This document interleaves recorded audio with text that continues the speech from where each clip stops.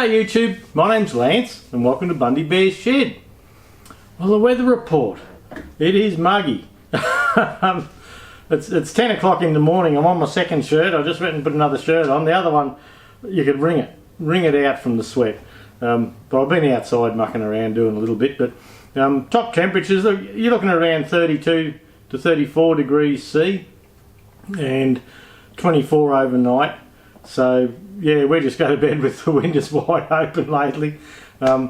We did have an aircon. Oh, we got an aircon put in the bedroom, but Jude's been a bit crook. She's had like just a fluey cold sort of thing, but it's been drying her neck out, and with the aircon on, the extra dry air, she's been coughing half the night, and the nights had the aircon on, she bailed. Went on to one of the unused kids' bedrooms now. So we've decided we just put a fan in and away you go. It's not too bad. We've been getting a few storms through. Last night one went towards Burnett Heads, which is to the coast of us here, and my friend got 95 mil. Yeah, we got 11 mil. So we've been getting a lot of little falls. Every 1 or 2 days we're getting 10 mil, 7 mil, 15 mil, something like that. So the place is looking a treat. It's really looking good. The dams are looking good. I've just come back from a walk just showing you the dams just for the stew here. This is going to be a two-part stew. We didn't have one last week. Yeah, I dropped the ball there, but look, we just had a lot going on. My dad, he's coming up 84, he's 83 now, and he hasn't had any shoulder trouble, but the last few weeks, oh, it's been giving him curry, and the pain of it all. And so he's been in hospital, and I sort of had half a sore throat with Jude's wog, so we haven't been going to see him, but I've been talking to him on the phone a fair bit, and we were good enough yesterday or healthy enough that we thought we could go and see him yesterday and have a chat and not pass anything on. But Tim, the young bloke's been up to see him, but the pain has been that acute that when it's hitting in, he's just laying in bed going, oh, you know, he's just aching with the pain. So and just from an arthritic shoulder, so they gave him these painkillers, and they weren't working to start with, but they seem to be working a bit now. But the first ones they gave him constipated him, and he was uncomfortable because he was constipated. So the hospital gave him a couple of bombs and didn't work, and 3 days in a row they hit him with this stuff. Well, when it started moving, holy dooly, it started moving, and I was in pain, poor old bugger. And he reckons his ass was sore. He's not allowed to go into the shower on his own. He's got his walker. Not allowed to go on his own for a trip hazard. And he'd go in there to the toilet and they'd tidy him up and get him back in again. And he was flat getting back and forth, and he had a time of it. And in between that, to see if he was good enough to operate on his shoulder, he had to go and have a stress test. And the day that he'd had all this diarrhea and he was just feeling lousy, and they said, come on Max, time to get going and have this stress test. And he said, no, I'm not going. And they said, look, and also for this stress test he had to have nothing to eat for 12 hours, but because of the diarrhea he had, well, he'd been 18 hours without anything to eat, and he likes his coffee, and he was getting withdrawals from no coffee, and he was in a bad way. And they said, look, we'll just walk your bed up there. So they had a look, took him up there, and his heart's not strong enough for the operation, so they got to manage the pain somehow. So so with all that going on, know what I mean, they're saying that he's not allowed to go home, he's got to go into care. So which he's sort of comfy with, he's not too bad. So mum's been racing around like a blue ass fly looking for some respite care for him. And he was in good spirits yesterday, and he reckoned 4 or 5 days he'd had no pain much, and they'd changed the medication from the one that binds people up, and they said, oh yeah, this one does bind people up. Oh, bugger if I know. Anyway, I'm not a doctor. But so anyway, now they've got him on these tablets, and they're not binding him up. He's going to the loo every day, and it looks like Mum's got him into a place for care.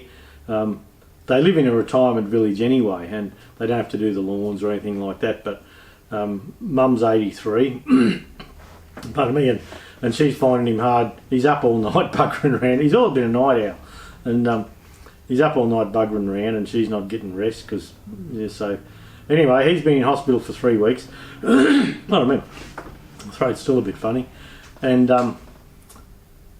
yeah, so she's been trying to get some care, and oldies are funny, you know, they won't let you help them, and then all of a sudden they ring up in the blue and say, we want this and that, and you've got to drop everything and go. But lucky unreal.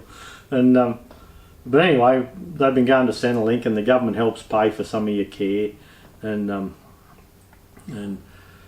things like that. Yeah. So, and anyway, I was trying to talk to Mum and said, look, you know, you're 83. He bought Mum. My dad hadn't had a licence for a few years now, and Mum's got a licence still, and she gets around quite well in her car, really. And she only bought a new Hyundai Santa Fe, I think it might have been, small SUV type thing, 3 months ago. And she wanted a car with the mirrors folded in. Didn't care about the rest, as long as the mirrors folded in. So she got one of them. And so I was trying to have a talk to Mum and say, you know, you're 83, you'll be 84 in May, and yeah, these hire care places, you ever thought about popping into one of them? And yeah, she'd been looking around town at all these other places, and she's saying, oh geez, that's nice for Dad, and this is a nice place, and I don't like that much. There's 2 to a room there. So the place she's got him in at a Riverlea on this Wednesday, he's got his own room. It's a double room, quite a big room, his own bathroom, his own patio we can go out and sit on. And then the main lounge area, I haven't seen it, but apparently my mate's mum's in there, and he said there's one lounge, that's if he's in the same wing. I don't know if that's going to work or not, but and yeah, they look out over the cane paddocks, and when the old cane farmers in there, when the farmers are doing their scuffling and all that, they talk about what they're doing wrong and what they used to do and reminisce. So if you get stuck with a couple of old fellas like that, he'll have a ball because he likes to chat.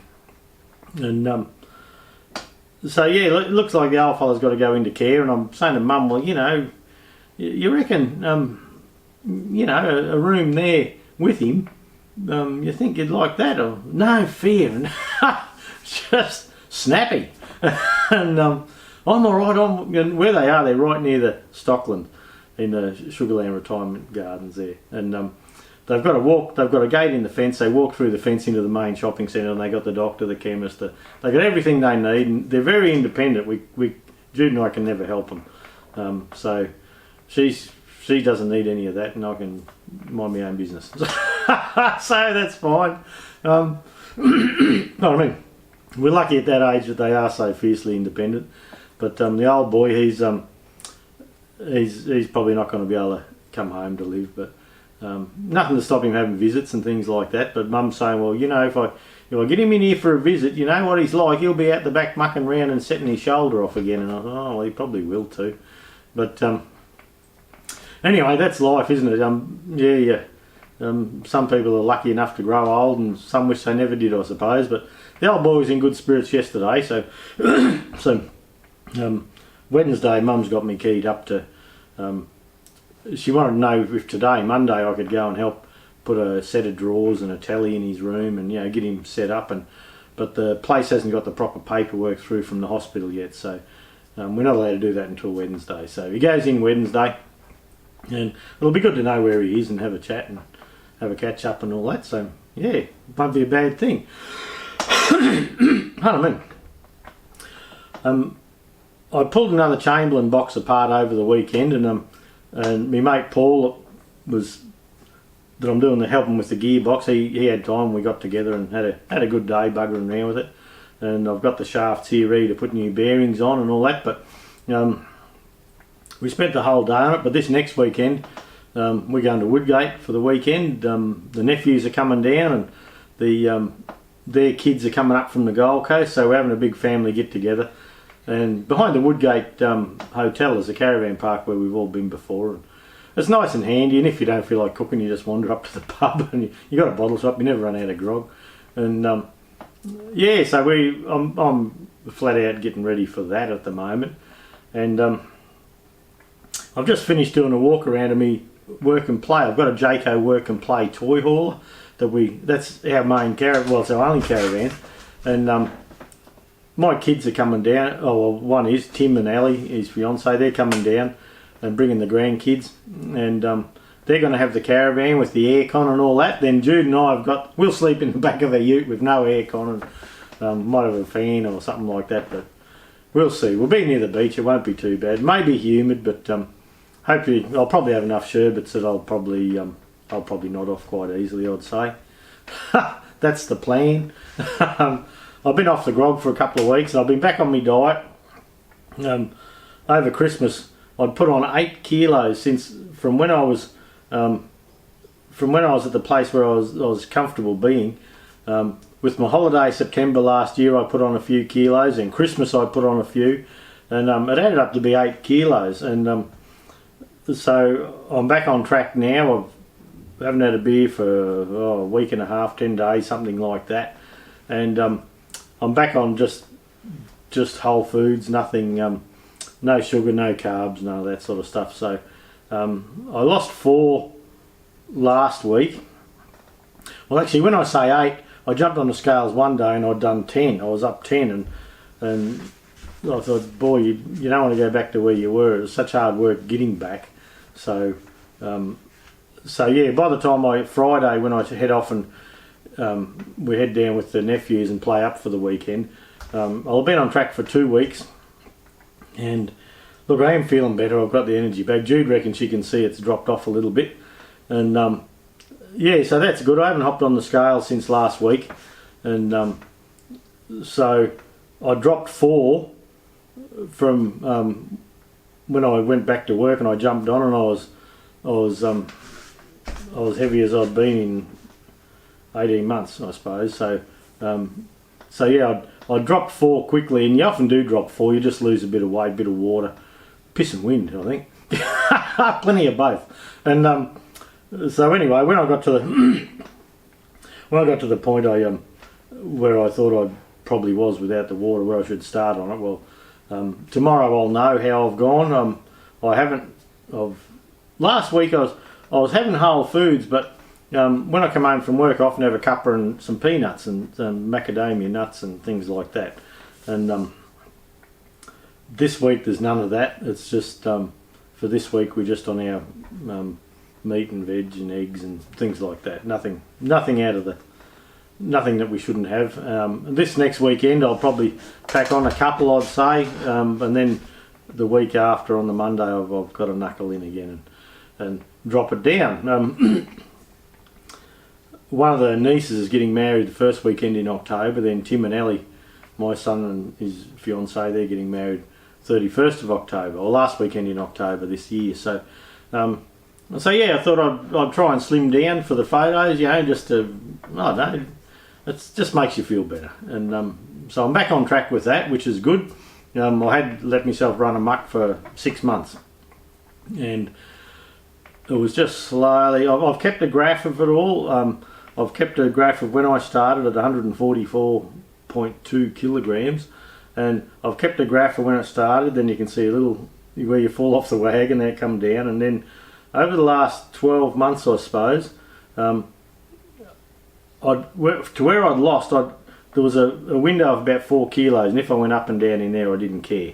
And you can see my little ups and downs. But then with our holidays last year, and that, it slowly started to creep up, and then it's just a gentle incline, and that's how you get fat.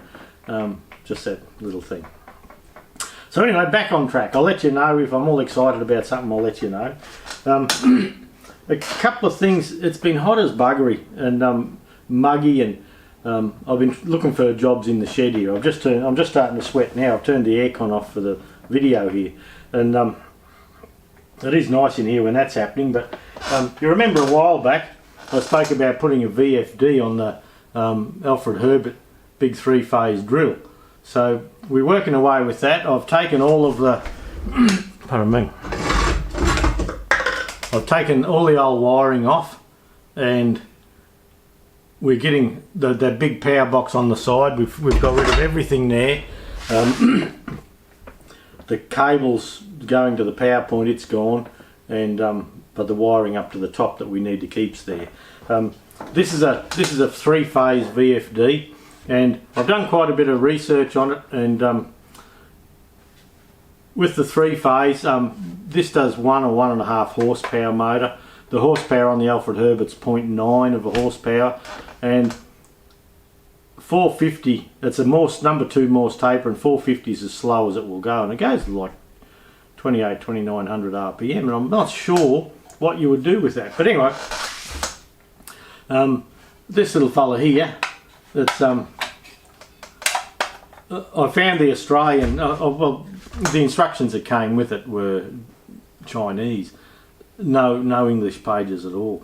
So I've downloaded the manual for it, and this post, that's I had that there. It was something I'd pulled apart one time, an old stand, and it had a hole in it, and the holes didn't line up, so I just slotted the other one. So that sits up there, so we'll have the drill, we'll have the big drill head here, and we'll have the VFD, and look, all I want to do is just slow it down a little bit. So so we're running a 3-phase up in here, we'll conduit up, and then it comes out this other side underneath here down. I wasn't going to put a major big box on, I don't really see the need. It'll be up high out of the way, and the drilling actually happens under the foot here, so this will be quite high up out of the way. So I have a electrician I use in Australia here, Nick, and he's coming, he's putting a heavier main wire into my shipping container here, my little machine shop, because sometimes I'm a bit down on power, and so he's putting a big main in here. So I asked him, I said, if I set this up and have a look, can he come and check it off, and he might even pop the wires in. I'll just see what he's comfortable doing. He's a good bloke, like he's happy for me to do bits and pieces, but he always signs off on it, so that's a good thing. So we're making way there. I just got a little plate and welded on the back here, and got some M5 threads, M5 by 0.8 threads to bolt the little VFD on there, so we should have good airflow around it. So that's something I'm slowly working on in my little hutchie here, because it's comfortable this time of year in here. You'll see I've got a board behind me now, and I put that in here the other day, and yeah, you can just see that up the top here. That's my tap and drilling charts, and UNC, UNF metric, some of the socket head screws, drill decimal equivalence charts, and the little black book that Bruce Witham talks of. I've had them for years myself, and they've got like a plastic coating on the leaves, and these have got that plastic coating. So these are made by the Engineers Black Book people in West Australia, and look, they're great charts. I bought that set that I can, when I'm working on my desk here, I can quick reference things, and I've got another set up over behind my lathe up on the wall. This little black book, it must be 15 years old. Oh boy, this has been some places. It's getting a bit worse for wear now, but you can see I've spilled oil and shit all over it. But I do have the later ones. This is just my dirty one now. So I bought the full set, and look, well worth having. It's a good thing. On my little desk here,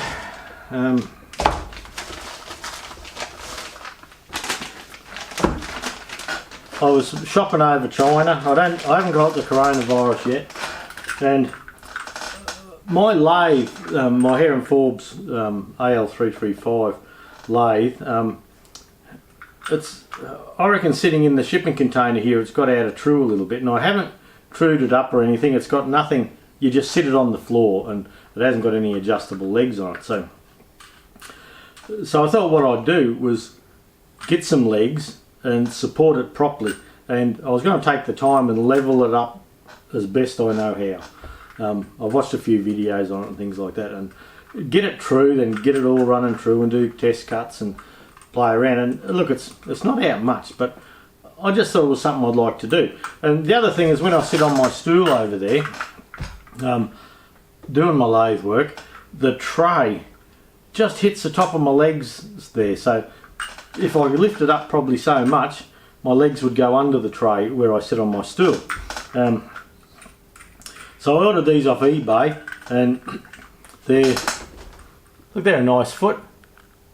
And but on the eBay description it said M80 or M16 by 80, and I got these last week and they're M8 by 80. So back and forth, and the company hasn't got the ones I want, and they said, oh, we'll give you $15 off, you keep them. And I said, no, I don't want the bloody things. And because that meant, $15 off. They were $80 for 6 or 8, I think. And I said, those, I don't want them for that. I'm still out of pocket. I still got to buy the others. So they come back $20, and I said, no, I just want a refund, and I'll send them back. And anyway, so they said, they just gave me a refund. They don't want them back because of the expense in shipping them back to China. So I've been looking at them since, and I think I might, where the 8mm thread is there, I'm thinking, see, this foot comes out separate. I've been thinking I could chuck this up, run a thread down there, pardon me, and I wanted 16mm, so I could actually go and buy some 16mm bolts and nuts, and put a nut under here to support the lathe, and then have a second nut where I can settle, balance things out. So I am thinking about machining these up, and machining these up and doing that, and I might do the mill too, and get the mill up a bit higher, because I do find it's all a little bit low for me. I'm a bit tall, and by the time I sit down, bug around, I wouldn't mind everything coming up a little bit higher so I can see better. So that might be a project coming up. I've also got a 5C spin indexer that I've been fiddling with. I haven't done anything on camera yet, but I've just been having a look. I'd like to set that up as well. So, well, look, that's it for this stew, for the chat part. I've done a couple of walk arounds. I've taken you in the backyard and shown you the benefit of this rain. Oh geez, the place is looking lovely. And I've taken you for a tour of my toy hauler, and that'll be the first video. Then part 2, I've machined up a taper to take some push bikes in the back of the toy hauler. Now, in the centre of the floor in the back of the toy hauler, where I can put 600 kilos of weight, there's a hole to put a table, and they supply a table and a post and all that, and sometimes we use that. But we have some push bikes, and when we're camping, often if you're camping in a major caravan park, there's good pushy tracks, and it's good to hop on and go for a ride and have a poke around on the pushy tracks. And so part of getting fit too, part of losing a few kilos. And so I've just made a little bracket. I went and bought a proper foldable push bike frame, carrier, but I had to adapt it to that hole. So part 2 of the stew will just be machining, and it'll be about making that push bike bracket. So I haven't been doing much machining lately. Nothing happened on my tractor. Last week I put last weekend, I'm sorry, the reason we didn't do a stew was I had 4 new computers at work, and I spent the weekend setting them up, getting everything on, so when the staff turned up on Monday morning they were right to go. So, and it worked. Bingo. So yeah, thanks for sticking with us right to the bloody end here. Have a good week, everyone. I'll see what I film at Woodgate next weekend for you. We will be away, and yeah, stay around. Part 2 is the machining. We'll catch you next week, eh? Okay, we'll do a bit of a walk around the place. And look, we've had some lovely rain, and we've had a little bit most days, so the place is looking lovely and green. Once I come back, we're going away next weekend. Once I come back, it'll be on the slasher, but by then you can see this grass here. That grass is almost, look, it'd be, the tall bits would be 3 foot high, a metre thereabouts, and by the time we come back, hopefully it's dropped the seeds, and so the seeds are regenerating the paddock. We don't have any animals on here anymore. That's a bit bright with the sun that side, but yeah, look, the place is looking lovely. As we come up to the dams, this is the dam that we were pumping out of, and look, my estimate is probably a good 3 foot, maybe 4 foot of water in there, maybe, say 3 feet anyway. So that's better than how we were. If anyone in Australia knows of a spray for these reeds, I'd love to know about that. I've been meaning to Google it and I just haven't got there yet. And this dam on the right, that's looking really good after I cleaned it out. And look, that would have 5 or 6 feet of water in it, no worries. It has a better catchment. It picks up water from way around the paddock, from around our paddock up on the neighbour's paddock. So once that dam gets up high enough to go under the culvert there, well, that'll even all the dams out. So it gets up to there, and then they all level out. So we have some water then. There's quite a lot of it. So the rest of the paddock, it's looking pretty good. This is our normal wet season, what we'd expect. But instead of this just coming good like this in February, usually things are looking pretty good by November, December, if we get our normal wet season. But water in that dam's a great thing. Kelly's got her swimming hole back. She likes to go and have a bit of a paddle around and a look about, and yeah, it must be swim time. It's very muggy, you can't blame her, I suppose, so she just wanders in and has an old doggy swim about. And no, it's a dog resort here, really. So hey, all the time in the world, old dogs, don't they? She'll be having a look around. If there's any birds on her dam, they got to be chased away. That's just not in the rule book, having birds on the dam. But yeah, dog's life, isn't it?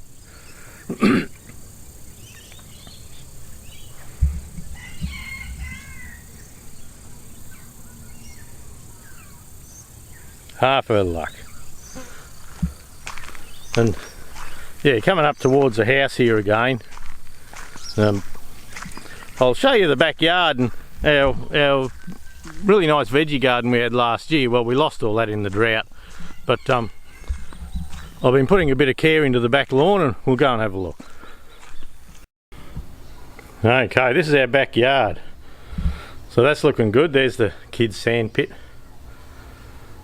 And the yard's looking nice. Now, this over here, that's where we had our garden last year with all the cabbages and all that in it. And look, it got that dry, we had to let a lot of that go. We've just filled in here. That's where Kelly Dog, that's out of the dam.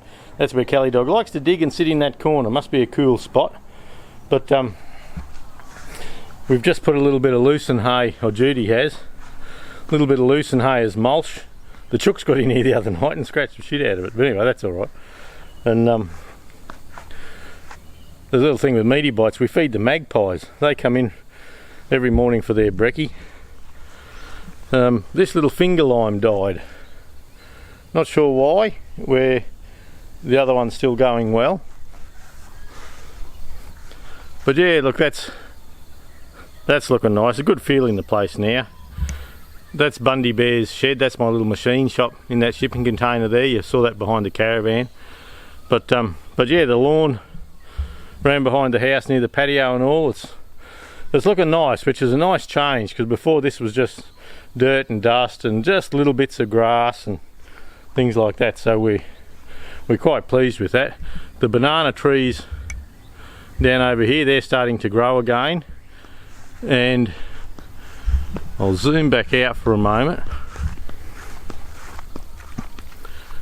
The tanks here have been dribbling over. You can see it's just leaking out over the pipe there now, just around the edges here, so that's a good thing. We have the dragon fruit are flowering. Those little bees. They're native bees. They're in there doing their job. Little Australian native bees. But there's a flower. The grapevine is looking nice. It's got a lot of new shoots down in through here, and there's passion fruit everywhere. Up in through there, through here. Oh, there's quite a lot through there, and the grapevines are looking nice. So more passion fruit there. So yeah, it's good country. Even the big old mango tree over the back's got new shoots on it now. So yeah, look, it was certainly time something happened. We'd sort of had enough. And our little lemon tree, just with a few inches of rain over the last like 6 or 8 weeks, we've been getting a little bit of rain. So not great amounts, hardly any runoff for the dams, but we are getting some runoff. But yeah, the little lemon tree, it's going great. I'll have to go and buy myself some more Coronas.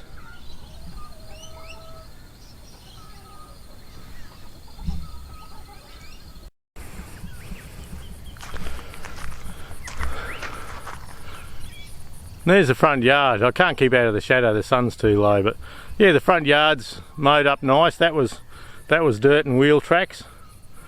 I've got to clean the front door where we had a fire and that, just cooking and all that. The front door and the shed's getting very grubby, so a bit of truck wash and a bath coming up for that while there's moisture in the air and it's all nice and soft. Well, I'm not sure if I've shown you this before, but this here is our Jayco work and play toy hauler.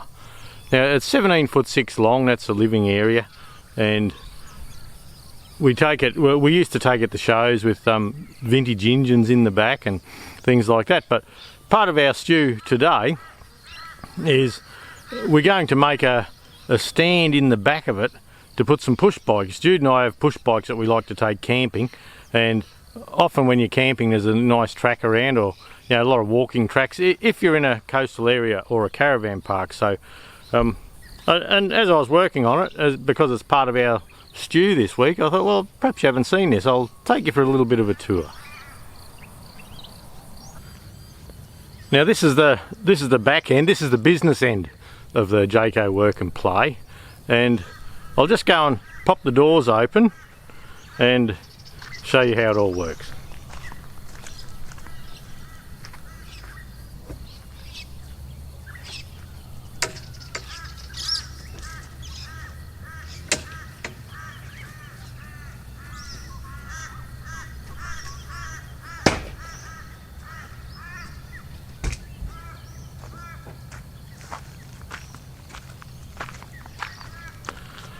And that's the work and play open, and you can see inside here I've got the push bikes there. I've been fiddling in here, making a bit of a mess as I go, and you can see when the grandkids come with us down each side here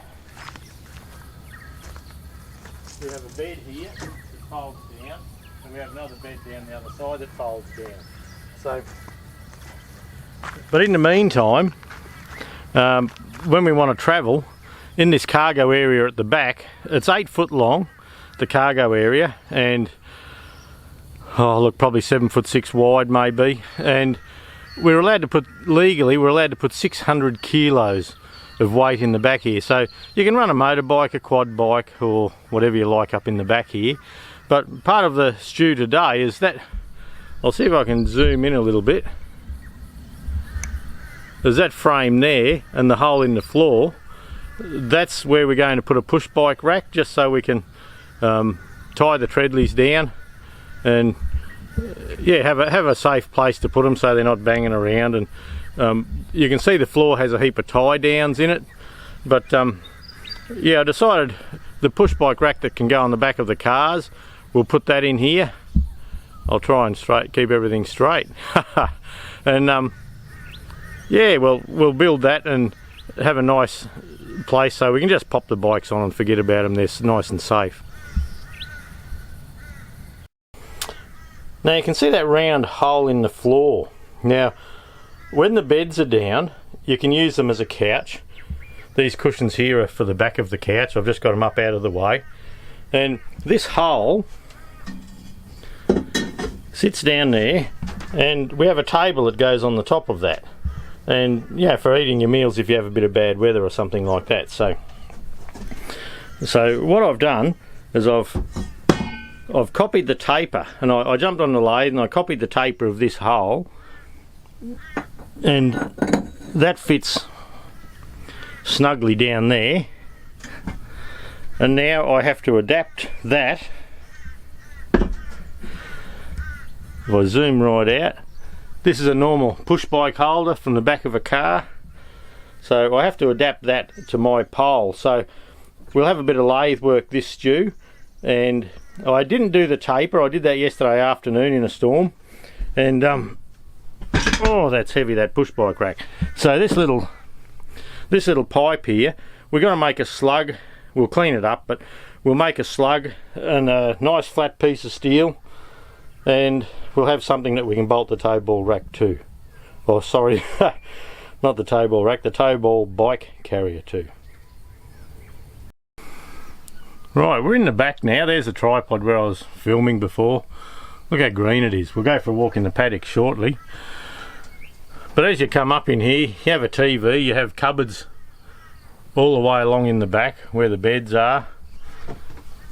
Both sides. You have a little skylight in there. But you come into this area here, this is the kitchen. And I'll just take this pillow off here, we're sort of just getting organised.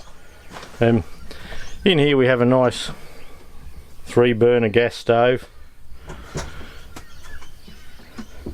We have a sink with an electric pump. We usually put a chucks down here so the just to cushion the glass a little bit, and the pumps, one's an electric pump and one's a hand pump if you're off grid. Once again up here we have a dust extractors, lights for the bench, more cupboards. Then that's the door where you come in. Now the bed is an expander, so the expander means it's like a camper trailer. It has a solid roof and a solid bottom, but that pushes out and you're sort of a little bit like a tent. But we went that way because it was lighter. We wanted the carrying capacity, and sitting out there you can open the screens and you actually feel like you're camping. It's a good thing. Up there we've got the TV antenna. Then all reverse cycle air conditioning, so we can put it on hot or cold. We have a microwave, a pretty reasonable fridge, and that runs, the fridge is a 3-way fridge. The electric's not working at the moment, but you have gas 12 volt or 240 volt electric. Then in here